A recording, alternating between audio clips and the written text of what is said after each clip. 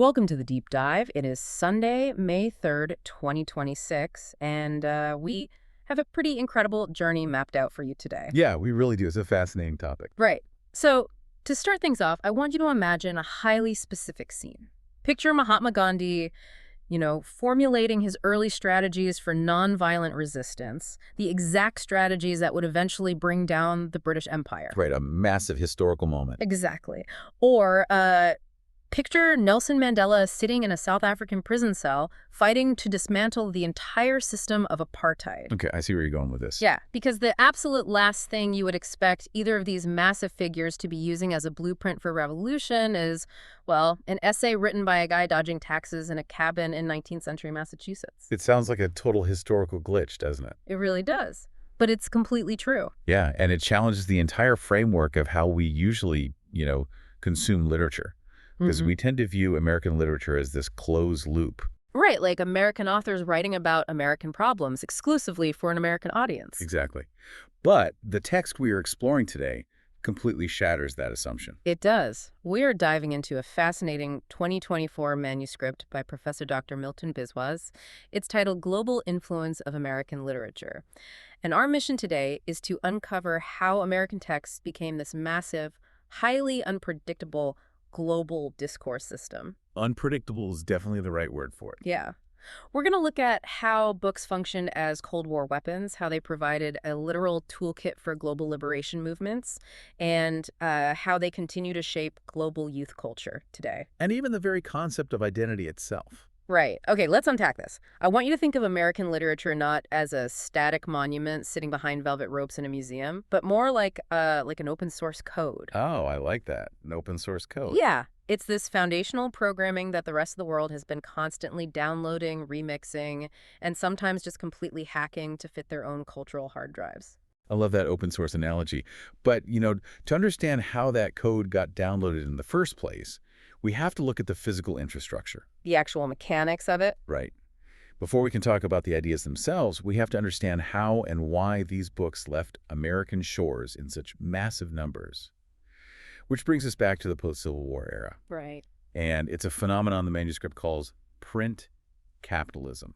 Because an idea doesn't just magically float across the Atlantic Ocean, right? It needs a vehicle. Exactly. And after the Civil War, the U.S. went through this period of just explosive technological growth. We're talking about steam-powered printing presses. Oh, wow. So they could suddenly churn out books at a scale never seen before. Yeah, and you combine that with vast new rail networks to distribute them. For the first time, the American narrative was fully commodified. It wasn't just art anymore. It was a mass-produced product, something that could be packaged, shipped, and sold worldwide. Right. And as we move into the 20th century, that commercial commodification evolves into something deeply geopolitical. Okay, how so? Well, we enter the realm of what the political scientist Joseph Nye popularized as soft diplomacy. Soft diplomacy, right? Yeah, so during the Cold War, the U.S. government realized that literature could actually be deployed as a strategic asset. So they were actively sending books overseas. They were. The government, often working alongside allied cultural groups, like the Congress for Cultural Freedom, they actively sponsored the translation and global distribution of writers. Wait, like who? Like Ernest Hemingway and William Faulkner. Wait, hold on. The U.S. government was essentially weaponizing novels. They were shipping Faulkner to Europe to fight communism. Pretty much, yeah. But how does a book about a deeply dysfunctional Southern family act as a geopolitical weapon? That makes no sense. Well, it raises a really important question about the nature of soft power. The goal wasn't to portray a perfect utopian society. Okay. The goal was to project a global image of intellectual freedom. Ah, I see. By exporting these complex, sometimes highly critical texts, the U.S. was trying to showcase a culture of, democratic vitality and creative liberty. To basically counter the strict state-controlled narratives of Soviet ideological influence. Exactly. They wanted to win hearts and minds by showing that American society was free enough to actually tolerate its own critics. But isn't there a massive contradiction there? Because the manuscript points out a fascinating historical irony here. Which is? Well, the government is pushing these books to promote democratic capitalism, right? But the literature they're exporting often contains deeply subversive counter-narratives. Oh, absolutely. You have authors like James Baldwin and Toni Morrison being widely read abroad, and those authors are explicitly exposing America's systemic racism, its hypocrisy regarding freedom, its internal violence. Yeah, they pull no punches. So if the government is deploying these books as political chess pieces, doesn't that just make it propaganda? How is a reader in another country supposed to find any authentic meaning in that? What's fascinating here is that the process of translation and reception is never neutral. Okay. It's not just a mechanical swapping of vocabulary. The readers, and particularly the translators themselves, they acted as vital mediators. So they weren't just passively soaking up American propaganda? Not at all. They actively resisted and hybridized these texts. So, a reader in a post-colonial society might take an American narrative about freedom and completely reinterpret it through the lens of their own local anti-imperial struggle. Oh, wow. So they flipped it. Yeah, the literature became a shared language for resistance, functioning entirely independently of the U.S. government's original diplomatic intentions. Basically, the propaganda was effectively hacked. And that idea of hacking the code brings us right back to that cinematic image we started with. With Gandhi and Mandela. Right. The subversive nature of these exported texts is undeniable when we look at how early American philosophies of individualism were adopted by global revolutionaries to fight actual empires. It's a huge shift. Let's look at transcendentalism, starting with Ralph Waldo Emerson in the mid-19th century. Yeah, so Emerson championed this concept of the oversoul. It's this idea of a spiritual essence that connects all of humanity and the natural universe. Right. And he placed a massive emphasis on self-reliance, the individual's inner moral compass, and really breaking away from inherited tradition. And that idea didn't just stay tucked away in some New England library. It crossed the ocean and deeply influenced the German philosopher Friedrich Nietzsche. Yes, specifically feeding into his concept of the self-overcoming individual. But the manuscript shows it went even further than Europe, right? It reached spiritual leaders in India. It did. It resonated profoundly with Hindu and Vedantic thinkers. Figures like Swami Vivekananda and Rabindranath Tagore, they read Emerson and found a framework to bridge Eastern spirituality with Western modernity. That is fascinating. Yeah, because Emerson's belief in the vital, direct relationship between the soul and nature echoed their own ancient spiritual practices. It gave them a vocabulary to articulate a universal humanism. So they were able to modernize their traditions and engage with the global intellectual stage without simply surrendering to Western cultural imperialism. Exactly. They made it their own. That is incredible. But the most tangible, world-altering example of this philosophical toolkit in action comes from Henry David Thoreau. Oh, definitely. In 1849, Thoreau wrote his famous essay, Civil Disobedience. Now, Thoreau was protesting highly specific local American issues. He refused to pay a poll tax because he vehemently opposed the Mexican-American War and the institution of slavery. Right. Very specific local context. Yeah, he argued that if a government acts immorally, a citizen doesn't just have a right to disobey, they have a moral obligation to do so. A moral obligation, exactly. I like to think of Thoreau's essay as a political skeleton key. It was a concept designed to pick a very specific American lock, but it somehow managed to unlock liberation movements all over the world. And we see that skeleton key turn the lock with Mahatma Gandhi. Right. Gandhi was actually in South Africa when he first encountered Thoreau's work. He was trying to figure out how to protest discriminatory laws against the Indian community there. Okay. And he explicitly drew on Thoreau's philosophy when developing his own strategy of satyagraha, or nonviolent resistance. But wait, how does that leap actually happen? I mean, how does Gandhi look at a guy protesting a local tax in Massachusetts and see the blueprint for taking down the British Empire? Well, it comes down to the mechanics of moral defiance. Thoreau provided the philosophical assertion that moral conscience supersedes legalistic obedience. Oh, okay. I follow that. So Gandhi took that core mechanism, the idea that individual suffering and imprisonment can expose the immorality of the state, and he basically scaled it up. Oh, wow. He transformed a solitary act of American defiance into a strategy for mass, collective mobilization in India, which led to monumental events like the Salt March. And then decades later, Nelson Mandela and Archbishop Desmond Tutu used that exact same Thoreauvian moral framework to defy the unjust laws of apartheid in South Africa. Exactly the same framework. They used an essay from 1840s America to articulate the moral bankruptcy of systemic racial segregation on a completely different continent. The mechanics of that ideological leap are just mind-blowing.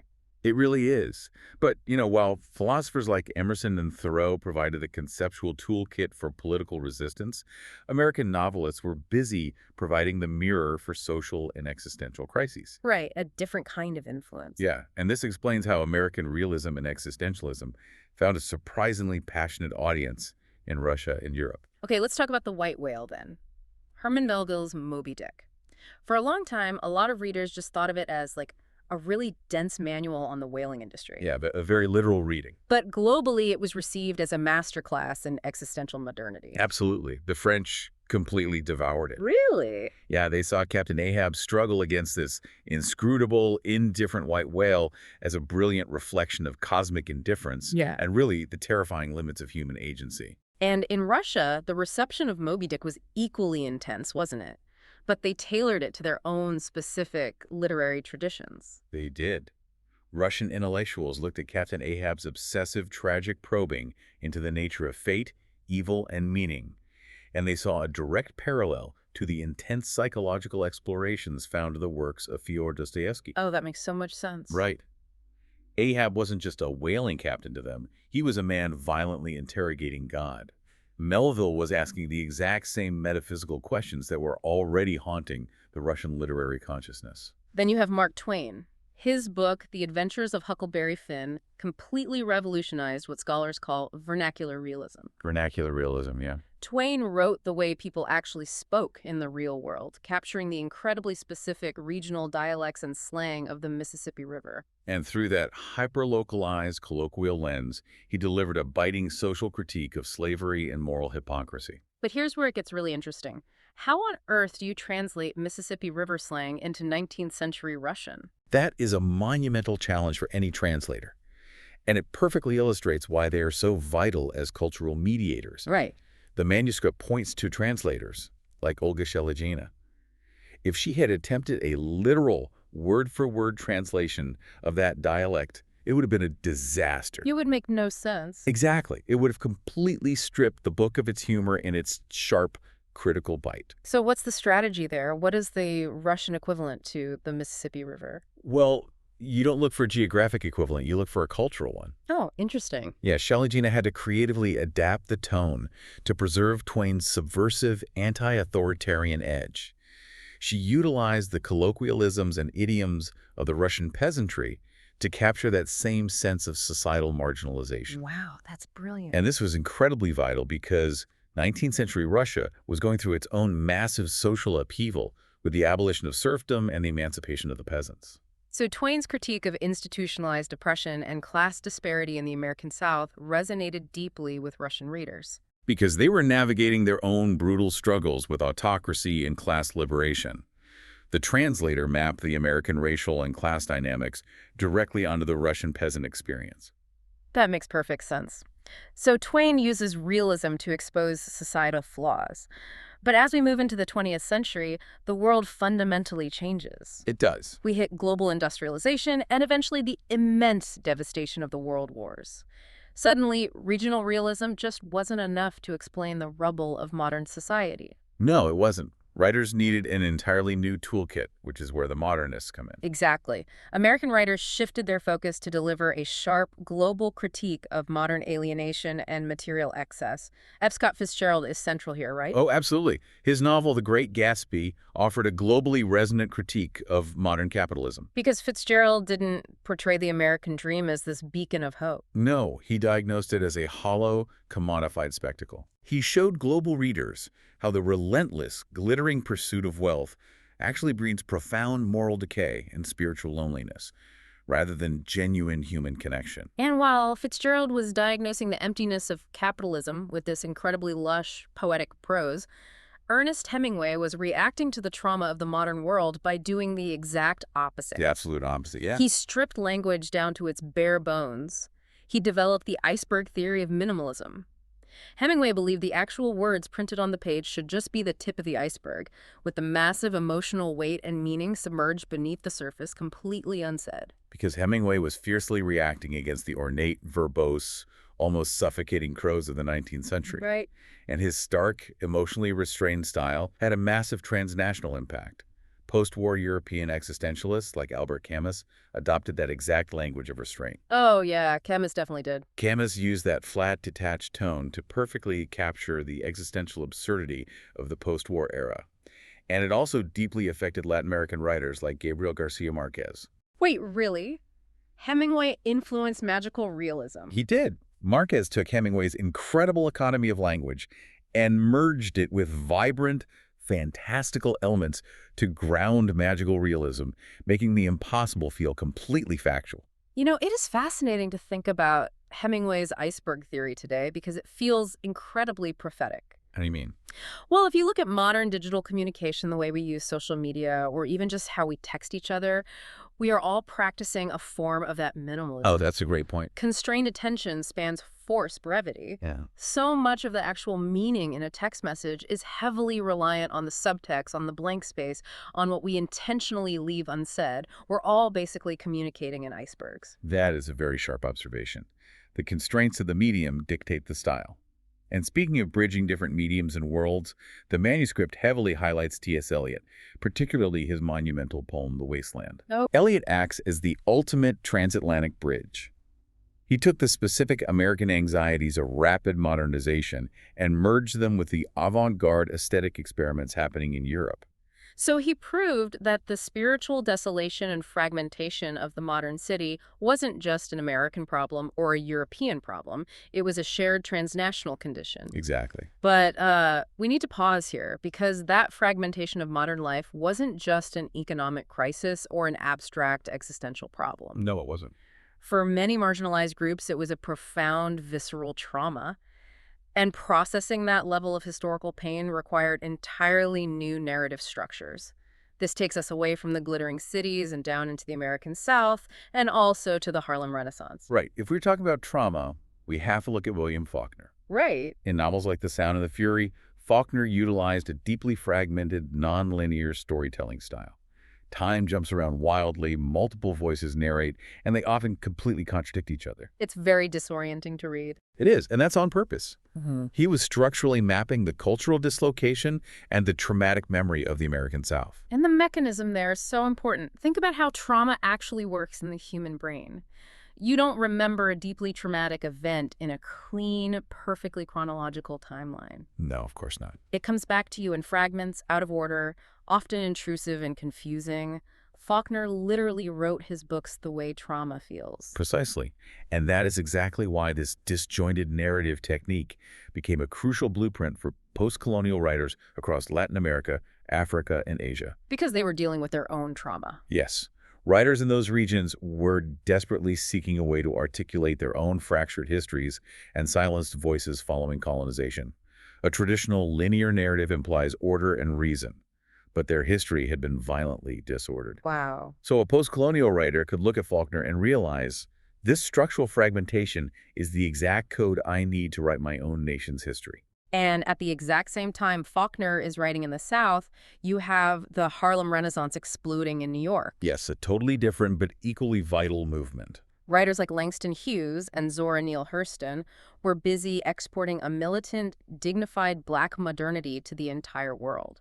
Hughes famously infused his poetry with the syncopated rhythms of jazz and the blues. And the manuscript points out that his work didn't just stay in English.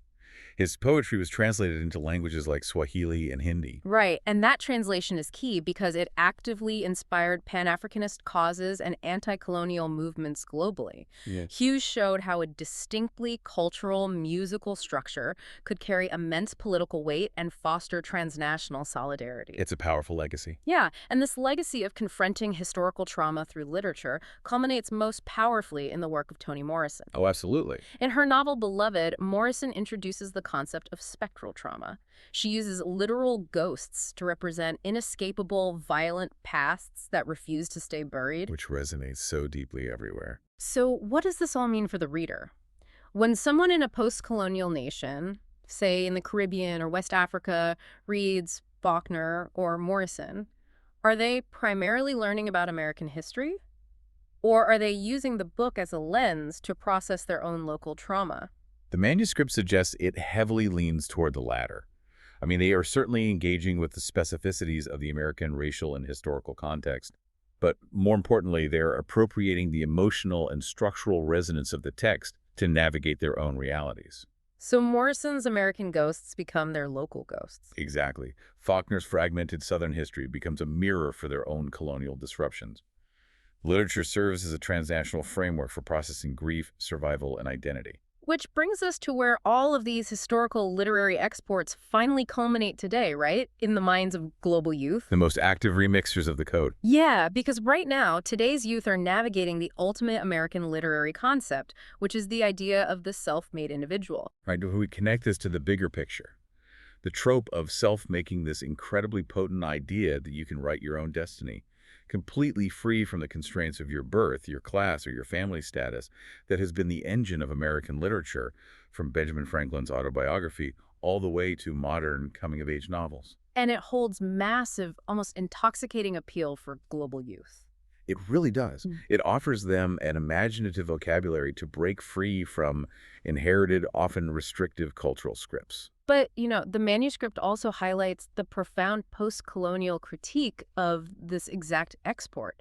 There is a dark side to this hyper-individualism. You have to acknowledge that, yes. Critics argue that exporting the self-made narrative actually acts as a subtle vehicle for neocolonialism and neoliberal capitalism.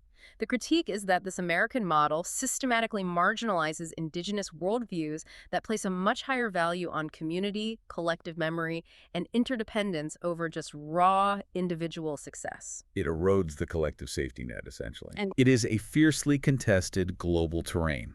The American dream is viewed simultaneously as an emancipatory ideal and as a symbol of structural inequality. both at once. Yeah, but what is truly vital to understand is that global youth do not just passively consume this individualism, they actively hybridize it. Especially in digital spaces, right? Oh, absolutely. On platforms like TikTok or social media, they are taking American themes of personal freedom and self-branding, and they are merging them with their own local storytelling traditions. They are negotiating their identities in real time, remixing the concept of the self-made individual to fight local injustices and build entirely new transnational solidarities. It is truly incredible. When we take a step back and synthesize this entire journey, it fundamentally changes how you view a book. It really does. American literature is not a closed National Archive gathering dust. It is a vibrant, highly fluid global dialogue. Understanding this transnational flow changes the way you read. The next time you pick up a classic, you aren't just holding a story. No, you're holding a piece of geopolitical software. Right. Software that has been downloaded, hacked, and deployed all over the world to facilitate soft power, political resistance, and profound human empathy. Every single text we discussed is a crossroads of local history and global imagination. The physical mechanisms of print capitalism and the interpretive acts of translators ensured that these books became active participants in shaping the modern world. And that leaves us with one final, deeply provocative thought from the manuscript for you to mull over. We talked about how technology like the steam press initially pushed these books across borders. It's physical infrastructure. Yeah, but today, if algorithms, global digital networks, and artificial intelligence are now shaping literary tastes and production without any regard for physical borders, what happens to American literature next? That is the big question. Right. In a future where digital hybrid identities flourish and traditional borders dissolve entirely, will the next great American novel even be written by a human, let alone an American? Or is that open source code about to be rewritten by an entirely different kind of intelligence? Think about that the next time you download an ebook. We enthusiastically thank you for joining us on this deep dive. Thank you for listening. It has been an absolute pleasure unpacking this with you.